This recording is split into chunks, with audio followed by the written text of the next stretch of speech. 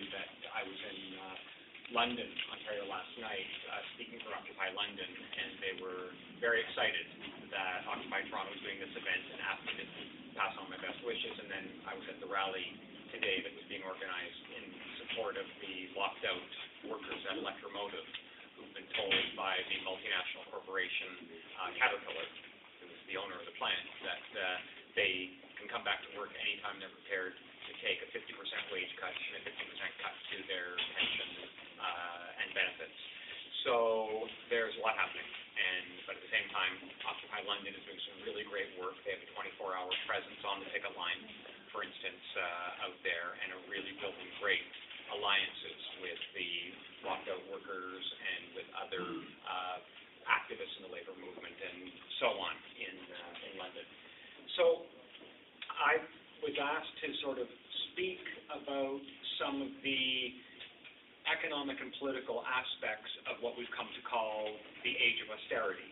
And so I just want to try to sketch out a little bit of that, and I'll finish with a few thoughts about the resistance to the age of austerity.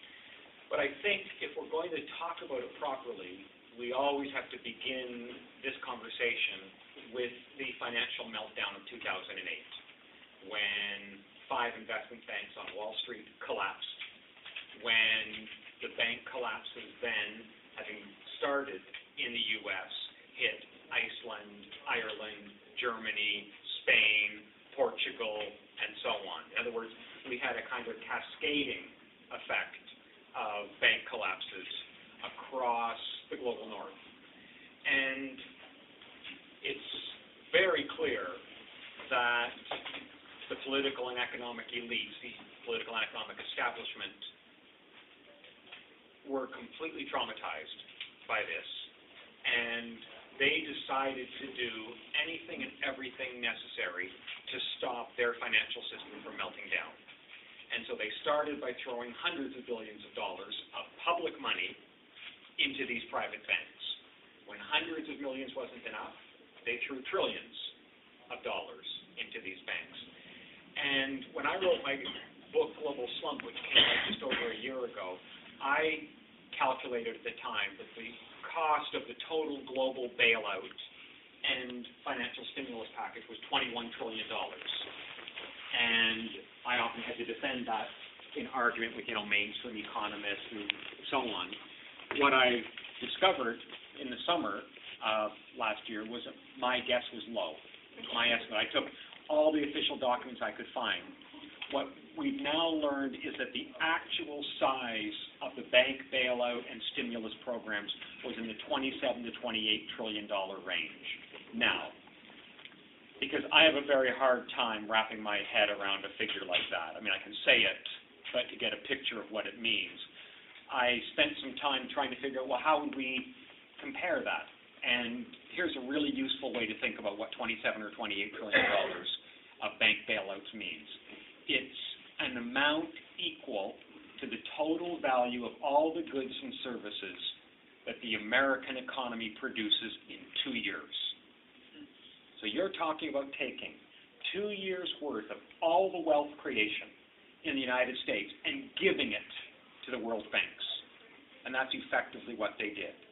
So, of course, if you keep throwing trillions at them, it will stop the bank meltdown. So keep in mind, they haven't stopped throwing these trillions at them.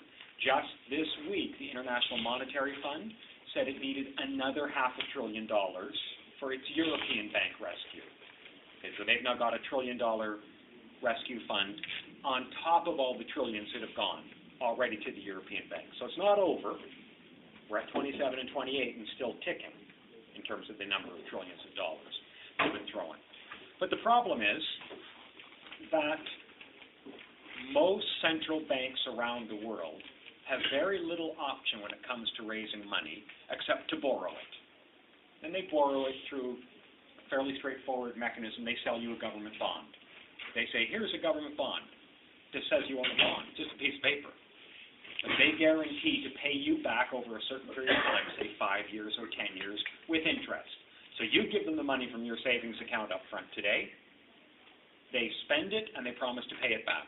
That's how they borrow it. Except they don't really do it with the types like us in this room.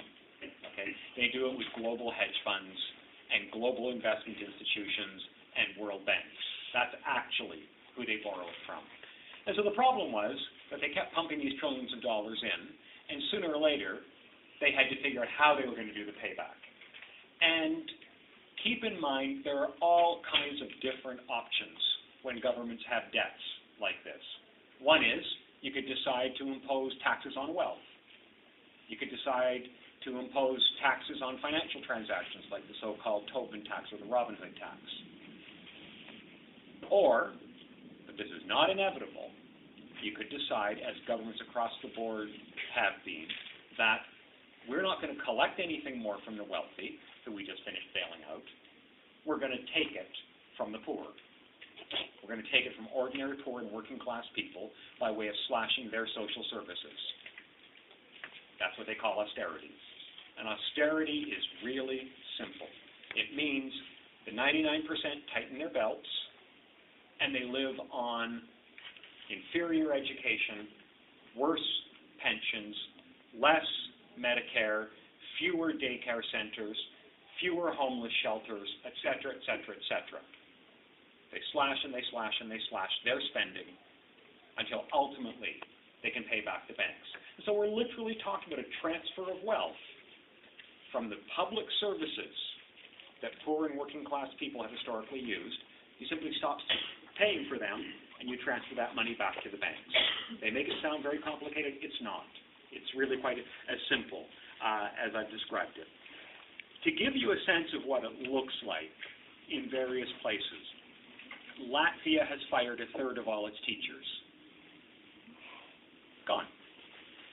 Greece has cut pensions effectively 50%. Varies a little bit on where your pension was going to be, but more or less they're cut in half. So you're talking about millions of people who thought they could retire above the poverty line who now cannot. They're going to live the last years or decades of their lives below the poverty line. City of Detroit, one of the most economically depressed major cities in the United States. The state of Michigan has told it that it will close half its schools. And this means average class sizes of 60 in Detroit. This is just to give you a sense. In the state of California,